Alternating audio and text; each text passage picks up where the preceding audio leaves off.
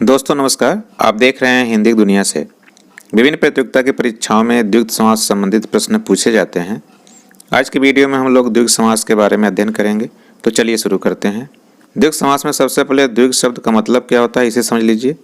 द्विगु का मतलब है दो गायों का समूह, और यह समास समूह का ही बोध कराता है, इसलिए इस समास का नाम द्विगु समास पड़ा है। द्विगु समास का सूत्र क्या है? द्विगु समास का सूत्र है संख्या पूर्वो द्विगु। इसका अर्थ हुआ कि जिसका पूर्व अर्थात पहला पद या शब्द संख्या है वह द्विगु समास है। द्विगु समास की परिभाषा क्या है?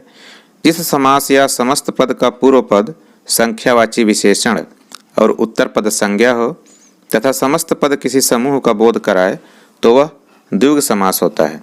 ध्यान दीजिए कि जिस समास में पहला पद संख्या हो, क्या हो? कोई गिनती का अंक हो, जैसे 3, 4, 5, 6, और उत्तर पद अर्थात बाद वाला पद संज्ञा हो।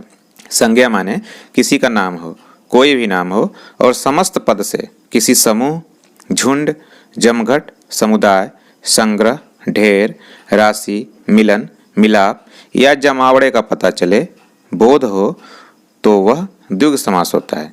एक उदाहरण देख लीजिए। त्रिकोण, इसमें पूर्व पद त्रि है, इसका मतलब है 3, जो कि एक संख्या है। उत्तर पद कोण है, जो एक संज्ञा है, और समस्त पद त्रिकोण 3 कोणों के मेल को समूह को दिखा रहा है, इसलिए त्रिकोण शब्द में द्विगु समास है। इस समास में कौन सा पद प्रधान होता है? समास की सबसे पहली वाली वीडियो जो समास पार्ट 1 के नाम से चैनल पर उपलब्ध है, उसमें इस बात को पहले ही बताया गया है कि द्विगु समास तत्पुरुष समास का ही एक भेद है, एक प्रकार है। तत्पुरुष समास का उत्तर पद प्रधान होता है, इसी तरह से द्विगु समास का भी उत्तर पद प्रधान होता है। जैसे त्रिकोण शब्द में देख लीजिए, यहाँ पर पूर्व पद त्रि या 3 की कोई प्रमुखता नहीं है, कोई प्रधानता नहीं है। यहाँ कोण की प्रधानता है, कोण की प्रमुखता है, क्योंकि कोणों के मिलने से ही त्रिकोण बन रहा है। द्विगु समास का समास विग्रह कैसे होता है? इसका विग्रह कैसे लिखा जाता है? इसका समास विग्रह करते समय दोनों पदों को, पूर्व पद और उत्तर पद को लिखकर उनके अंत में का समूह या का समाहार लिख दिया जाता है। जैसे त्रिकोण का जब विग्रह करेंगे तो इसका विग्रह होगा 3 कोणों का समूह। ध्यान दीजिए कि समूह या समाहार में कोई अंतर नहीं है, दोनों का मतलब एक ही है। अधिकांशतः द्विगु समास में पूर्व पद या पहला पद ही संख्यावाचक होता है, लेकिन कभी कभी उत्तर पद या दूसरा पद संख्यावाचक होने पर भी द्विगु समास होता है। जैसे वचन द्वय 2 वचनों का समूह, लेखक द्वय 2 लेखकों का समूह, शिव चालीसा शिव जी के 40 स्तुतियों का समूह, हनुमान चालीसा हनुमान जी के 40 स्तुतियों का समूह। इन सारे उदाहरणों में उत्तर पद संख्यावाचक है और यह द्विगु समास का उदाहरण है। दोनों पद संख्यावाची होने पर भी द्विगु समास होता है। जैसे शतसई 700 का समूह, जैसे बिहारी सतसई जो कि कवि बिहारी की बड़ी प्रसिद्ध रचना है।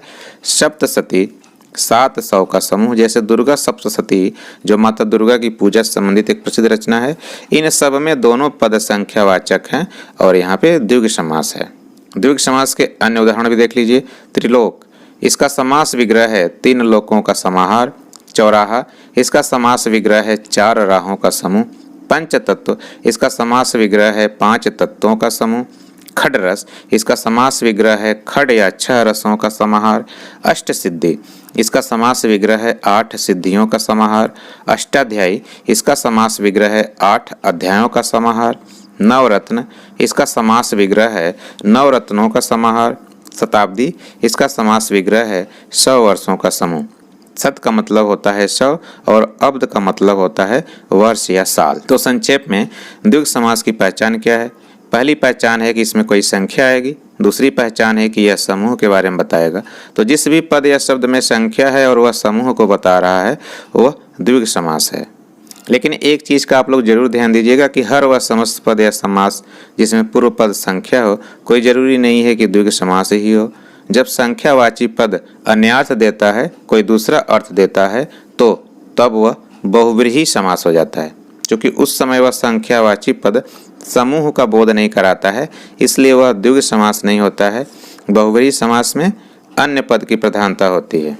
जैसे दशानन शब्द में देखिए, इसमें पूर्व पद 10 है जो एक संख्या है, उत्तर पद आनन है जिसका अर्थ मुंह होता है। इस समस्त पद का साधारण अर्थ हुआ 10 मुंहों का समूह, लेकिन यह दशानन शब्द रावण का बोध कराता है जो कि अन्यार्थ है। यहाँ रावण की प्रधानता है, जो अन्य पद है, तीसरा पद है। यहाँ समूह का बोध नहीं हो रहा है, इसलिए दशानन के संख्यावाची पद होते हुए भी इसमें बहुव्रीहि समास है। बहुव्रीहि समास के अन्य उदाहरण पे एक नज़र डाल लीजिए। एक दांत वाले हैं जो, अर्थात गणेश जी। त्रिनेत्र, तीन नेत्रधारी हैं जो, अर्थात शिव जी। त्रिपुरारी, त्रिपुर राक्षस के अरिय शत्रु हैं जो, अर्थात शिव जी। त्रिलोचन, तीन लोचन या नेत्र वाले, अर्थात शिव जी। चतुर्भुज, चार भुजा या हाथों वाले, अर्थात विष्णु जी। चतुरानन, चार आनन या मुंह वाले हैं जो, अर्थात ब्रह्मा जी। दशरथ, यह एक नाम है जो भगवान राम के पिता का है, यह 10 रथों के समूह का प्रदर्शक नहीं है। इन सारे शब्दों को हम द्विग समास का अपवाद कह सकते हैं। इतना ही नहीं, वे सारे बहुव्रीहि समास के उदाहरण जो संख्यावाची हैं, उन्हें भी हम द्विग समास का अपवाद कह सकते हैं। अब आइए देखा जाए कि द्विग समास और बहुव्रीहि समास में क्या अंतर होता है। सबसे पहला अंतर है कि द्विग समास में पूर्व पद संख्यावाचक विशेषण होता है और उत्तर पद संज्ञा होता है, जबकि बहुव्रीहि समास में समस्त पद ही विशेषण का कार्य करता है। जैसे चतुर्भुज शब्द में देखिए, इसी एक उदाहरण से दोनों समास में अंतर पूरी तरह से स्पष्ट हो जाएगा। चतुर्भुज का समास विग्रह है चार भुजाओं या रेखाओं का समूह। यहाँ पूर्व पद चतु संख्यावाचक विशेषण है, जिसका मतलब है चार। यह उत्तर पद भुजा, जो एक संज्ञा है, की विशेषता बता रहा है कि चार भुजाओं या चार रेखाओं का समूह है। यहाँ पे द्विग समास है। अब इसी का एक दूसरा विग्रह देखिए, चतुर्भुज। इसका विग्रह है चार भुजाएं हैं जिसकी, अर्थात विष्णु भगवान। भुजा का मतलब सिर्फ रेखा ही नहीं होती है, इसका एक मतलब हाथ भी होता है।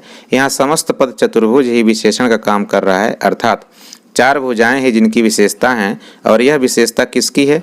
भगवान विष्णु जी की विशेषता है, इसलिए यहाँ पे बहुव्रीहि समास है। दूसरा अंतर है कि द्विग समास से समूह का बोध होता है, जबकि बहुव्रीहि समास समूह का बोध कभी भी नहीं कराता है। चतुर्भुज वाले उदाहरण में ही देख लीजिए, पहला वाला चतुर्भुज समूह का बोध करा रहा है, जबकि दूसरा वाला चतुर्भुज समूह का बोध नहीं करा रहा है। तीसरा अंतर है कि द्विग समास में उत्तर पद प्रधान होता है, जबकि बहुव्रीहि समास में कोई अन्य पद प्रधान होता है। बहुव्रीहि समास में पूर्व पद और उत्तर पद में से कोई भी पद प्रधान नहीं होता है। जैसे पहले वाले उदाहरण चतुर्भुज में उत्तर पद भुज की प्रधानता है, जबकि दूसरे वाले चतुर्भुज में पूर्व पद और उत्तर पद में से कोई भी पद प्रधान नहीं है, कोई अन्य पद प्रधान है। अब आइए देखते हैं गिनती में कौन सा समास होता है। 1 से 9 तक की संख्याओं का कोई विग्रह नहीं होता है, इसलिए इनमें द्विग समास होता है। 10 और 10 के गुणज संख्याओं जैसे दशक, अर्धशतक, शतक आदि में द्विग समास होता है। गुणज का मतलब होता है जो गुणा करने पर जन्म लें। दशक जो 10 का एक गुणज है, जिसका विग्रह होता है 10 का समाहार। अर्धशतक भी 10 का एक गुणज है, जिसका विग्रह होता है 50 का समाहार। शतक भी 10 का एक गुणज है, जिसका विग्रह होता है 100 का समाहार। 11 से 99 तक 9वें अंक की संख्याओं जैसे 19, 29, 39, 49, 59, 69, 79, 89, 99 में द्विग समास होता है, क्योंकि यह समूह का बोध कराती हैं।